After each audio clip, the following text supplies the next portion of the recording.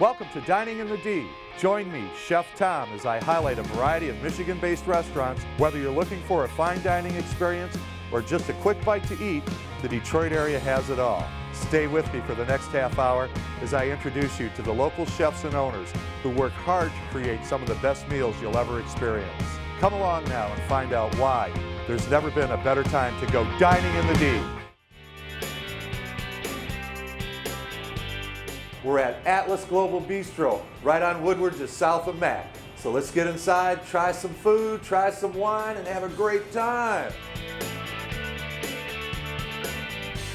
I started to renovate the building and build a restaurant that I thought I would operate.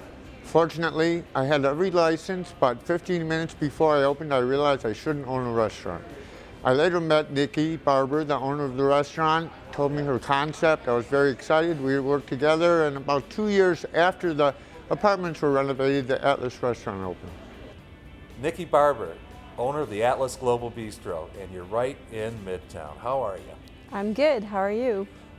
I'm just doing great. I'm glad to be in Midtown, man. You guys got so much happening here. How long have you been open? We opened in July of 2003, so it's almost 8 years, which is a good long haul. And we've seen the neighborhood change quite a bit. There actually was a lot more development going on when we opened than there is now due to the recession, but now we're seeing that bounce back. Where did the namesake come from? Atlas. Atlas, the definition of an atlas is a compendium of information. We didn't really want to get locked into being Italian or Mediterranean, or this way it gave us a lot of latitude in terms of the diversity of the dishes we can cook and prepare, and it gives our chefs a lot of leeway. You might have global influences or global flavors, but it's not like off the charts. It's still comfortable food. The Atlas has actually been a key to development on Woodward. For a very long time, between Arkansas and the Fox Theater, it was a wasteland, and you would drive as fast as you can to get through it. Atlas opened up, and it created a link between downtown and Midtown and the new center, and it changed the world. Little old ladies from the symphony walk down Woodward in Charlotte. It's people of all diverse cultures are here. It's been a miracle to the redevelopment of the neighborhood.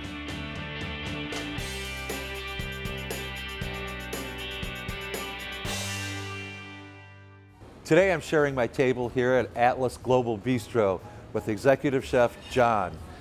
John, pleasure. You've got some great things coming out. How you doing today, man? I'm fantastic. How about yourself? I'm doing quite well. I'm ready to get into your whole philosophy here. Global eating with a local twist, shall we say. Right. Well, let's start. Let's start at the top. What we did over here is a braised pork belly, but we did it tapenaki style. Preparation for this dish starts with a whole pork belly, brined in soy sauce and sugar for 24 hours. At the end of the brining, the meat is grilled on each side for 10 minutes to get a real good sear. Next, slices of the meat are put on the grill and brushed with a yakitori glaze made from mirin, soy sauce, sake, sugar, ginger, and garlic. The results of all these steps is a tender grilled pork belly. The pork belly slices are served with soba noodles, daikon radish, mixed with the sesame vinaigrette. That braised pork belly is so tender, man. Oh, thanks. Classical French dish right here with Yep. your twist. Actually, it's my Chef D Cuisine's twist. Duck confit is a very luxurious, rich food. Chef has seared off the duck leg in a saute pan to get the skin nice and crisp. He then places the duck into the oven to finish off the cooking process. A star anise sauce is heated up. Next, pieces of frisee and baby microgreens are mixed with ginger vinaigrette and placed on a plate. The duck leg joins up with the greens as the star anise sauce flows alongside. Final touches of Montmorency cherries with garnishes of lemon zest and red pepper curl bring this mouth-watering dish to its grand finale. Perfect, man. That's perfection right there. This I've been waiting to try. It's a mahi mahi boreed, which is a poached dish. We took the mahi mahi, we poached it in a little bit of fish fumet, and then sauteed a little bit of arugula and fennel over the top, and then poached a jumbo prawn, and then finished it off with a saffron aioli. Fennel not too strong. Dish is very light, man. Thank you. I want to thank you for this great international flair with the hometown twist on it, man, and bringing it back to the D. This is just phenomenal. Well, you're welcome, Tom. Well, I've got to clean my plate and thank everyone else. And for more information on Atlas Global Bistro and other restaurants, join us at dininginthed.com. Time to join the Clean Plate Club, my man.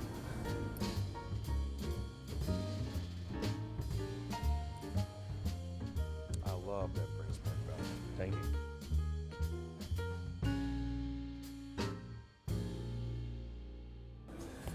You may have asked yourself when you've been presented with a wine list, how am I going to pick it?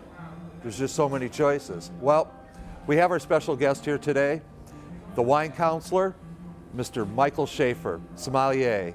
Michael, how are you today? Excellent, Chef Tom. Nice to see you. Good to see you again, bud. Now, 3 quick tips Sure. on how our viewing audience can pick out a glass of wine. Absolutely. The first thing you want to do, Chef, is drink what you like.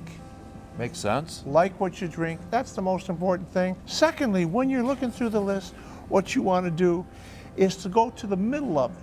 We don't, Okay. unless you're on that big time expense account, we don't need to go way up here.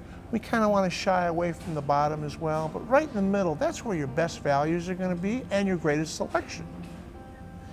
And third, last but definitely not least, when your server comes over, especially if they've got a glass pour, just ask them, hey, can I have just a tiny little taste? They're almost always going to give you that little, especially here at Atlas. Like an Well, audition. Exactly. He made it very simple. Michael, thank you. My pleasure, Chef. And stick around for more of Dining in the D. Hey, thanks for joining us today. We're on a mission to find out how a restaurant that opened its doors in 1950 has turned itself into this iconic landmark of Detroit.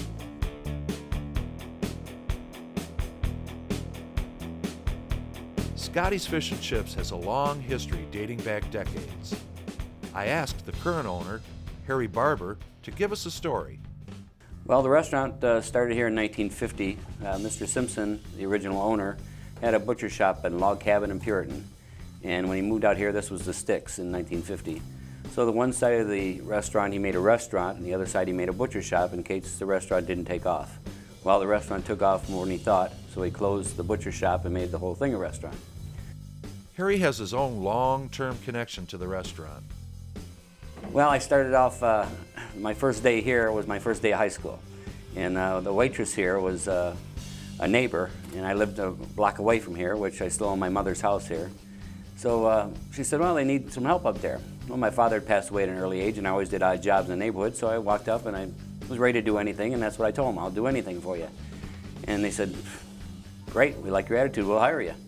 So start tomorrow. So I started the next day, I was 16, and been here since 1966, so 45 years now.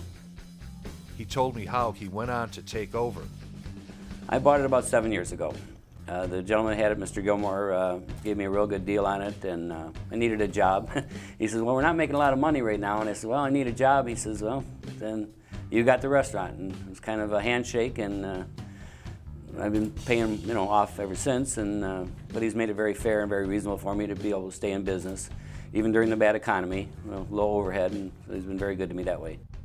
I wanted to find out what's behind the success of a place that's been in business over 60 years. I think keeping the old style, doing things the way they were taught to me, and not changing things. My mother always said, if it's not broken, don't fix it. So I've kept the quality and had to charge a little bit more than other people. But I found that my customers are loyal. Almost all of my customers, probably 95% of them, come from farther away, used to live in the neighborhood or have heard about it, and will travel 20, 30 miles to come get my fish and chips because they know it's the best. Here's what you'll get when you come to Scotty's. Well, right away you see the homeliness and friendliness of people here, and you're going to get a good meal, and you know that for sure. And I have people that come in and say that they can get something at a fast food restaurant much cheaper, and I said, well, sure you can, and I can't compete with them, but you're going to get a real meal here. You're going to get real food. There's no mixed up fish, and there's no frozen stuff. Everything is made in-house. We make our own coleslaw, batter, tartar sauce, cut our own fish, shrimp. Everything is in-house here with the exception of the rolls that I get at a bakery. I was curious to know what Harry finds most satisfying about the job he has. Oh, making people smile. I mean, that's this. I've always said the restaurant business is for a certain class of people, just probably like it is for police officers or firemen or doctors and nurses. If you don't like what you're doing anyway, you're not going to do it well. But the restaurant business is very time demanding. You spend a whole lot of hours, more hours than people really believe that you do. And your biggest satisfaction is not the money, because the paycheck's not that huge. But you do make a decent living, and you see the smile on people's faces, and it's very rewarding. That's why I've always stayed here. Okay, Harry, let's show everybody how it works here today, okay? Okay, well right now we're cutting grilled and baked. We use the whole fish, it's fresh fish in that. On this we try to use about a 10-ounce piece. This is a little bit bigger, and it's a little fat in the end, so we'll trim a little bit off. Well, if I take a regular fillet like this, I'll cut it up into approximately 3.5 to 4 ounce pieces. In the same way I'm looking at it all the time that I'm cutting it, I fillet it out a little bit by butterflying it, and then check to make sure that there's nothing in there like we did before. All right. And I try to make everything even. I try to make sure everything is the thickness, desired thickness that we like, and for the serving size that we serve. So that's basically what I do just about every day, is go through, cut fish, and I do shrimp, and we cut our own French fries. Now, how many pounds of fish a week? Well, that depends. During Lent, it could be up to 500-600 pounds a week. During the season now, a couple hundred. But you know, things have been on and off. When it's really cold around here, things slow down for everybody. Right. When things get a little bit better, it's a little bit better for us too. And the fish start rolling. And the fish start rolling. And like I say, once I get you in here, I got you hooked. Okay, now that we've learned about how to cut and fillet fish and how to candle it, Harry's going to show us now how he deals with the shrimp. So, Harry? Okay, well, we started it earlier, and we start with the peeling. We peel the shrimp by sticking your thumb in there and peeling it back, taking the shell away. Leaving tail on. Leaving the tail on, yeah, it makes it prettier. Some people even eat the tail, but Yep. I'm not a big fan. It's got a bit of a crunch. It's all right. Yeah, exactly. And with the batter on, it's got a nice little taste. There you go. And then we devein it. So, the shrimp we're using today are 1520s, right? Right, you are. Okay, so tell everybody what a 1520 is. 1520 is 15 to 20 a pound. So we're And- getting almost a whole ounce out of each piece of shrimp. Oh yeah, there's a whole lot there. Then we slowly devein it. We try to cut it in the middle, not cutting the tail off. And when you open it up, you've butterflied the shrimp. And you slowly take the vein part out, and there you've got your shrimp. No mud vein, clean shrimp. Right. Thanks for joining us at Scotty's Fish and Chips. Come on down, we're on Fenkel, 2 blocks west of Lasser, and thanks for joining us in Dining in the D. Hey, I was wondering, where do you find classical fine dining Italian downriver? Well, it's in my hometown and at Moro's on Allen Road, just west of Southfield. So let's get inside and see what they got.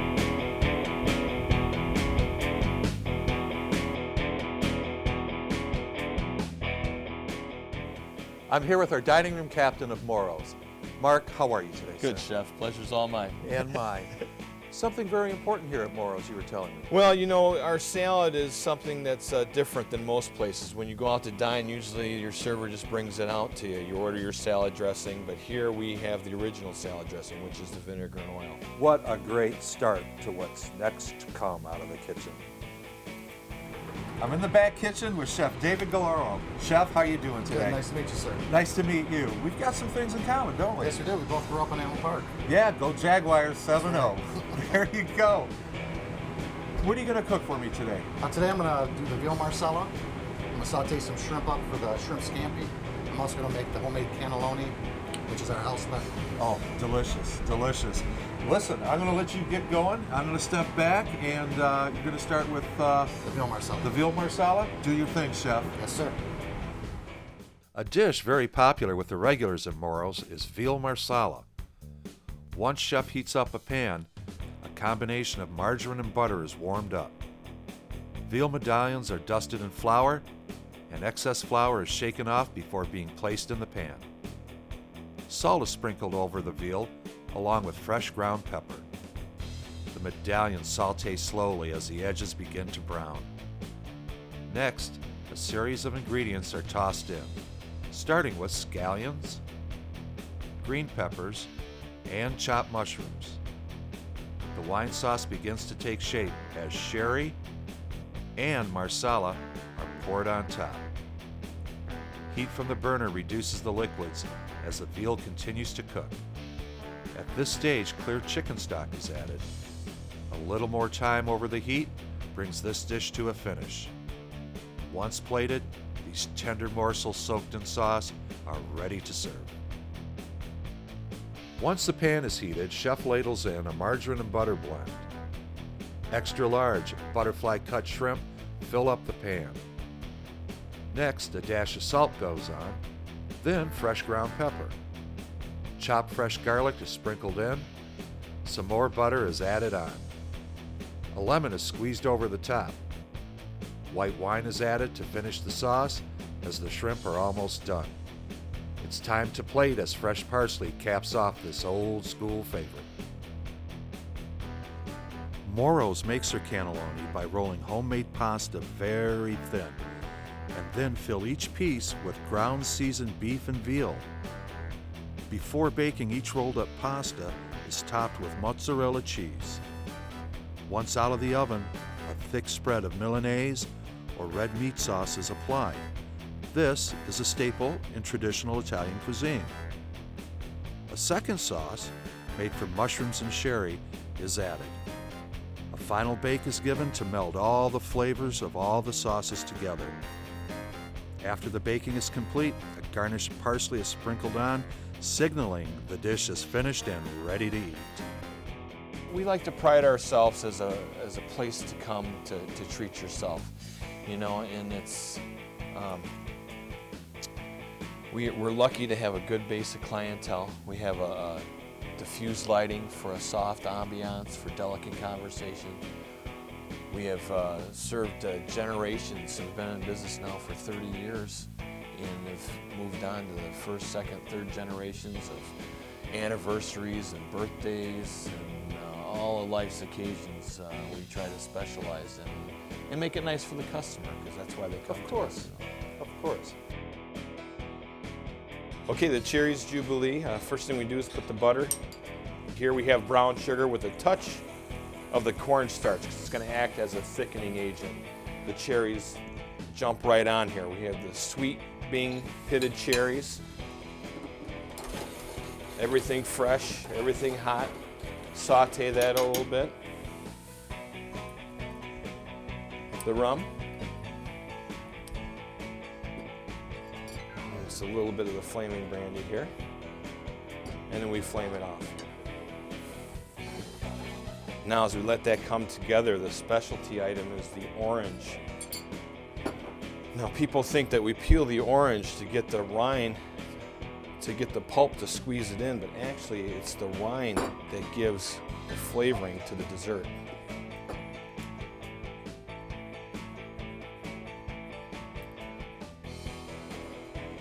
Okay. Which is a medley of fruits. But the Cherries Jubilee is where it all started for the table side.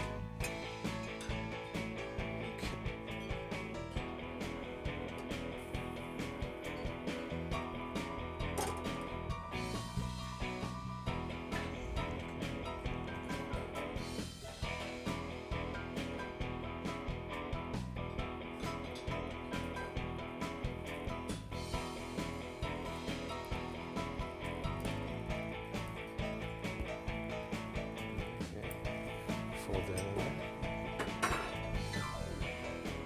Squeeze it in. All right, very nice. You can see it's starting to come together now. It's starting to thicken up. Let it go for a few more moments and we'll serve it right up. I'd like to thank our newfound friends here at Moro's, a new jewel that we found for you here in Allen Park on Allen Road. Until next time, salute. Thank you. My man, thank you very much. Well, Chef, it's a pleasure.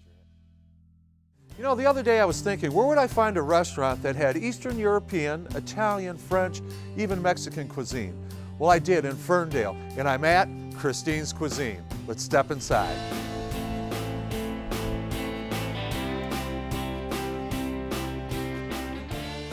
I'm Christina Raharczyk Adams. I'm the chef owner of Christine's Cuisine in Ferndale. My background in cooking is Eastern European, and also it's a natural gift that's given to me, so I just do what I know I do best. Customers keep coming back because they know that the food is consistent, it's homemade, everything is made from scratch, and every time they come in, they'll know that they're going to get a good meal. My customers come from as far as Novi, Rochester Hills, Ann Arbor, West Bloomfield, all over. What we have here is good food. My background in the restaurant was not in the back of the house, but in the front of the house. I never had any background in the kitchen, just a love of food and cooking. The secret to my success, if you truly love doing what you do, it's a law, you will be successful. What keeps me doing this every day and day in and day out is the love of my customers, for my staff, for that person that walks through the door.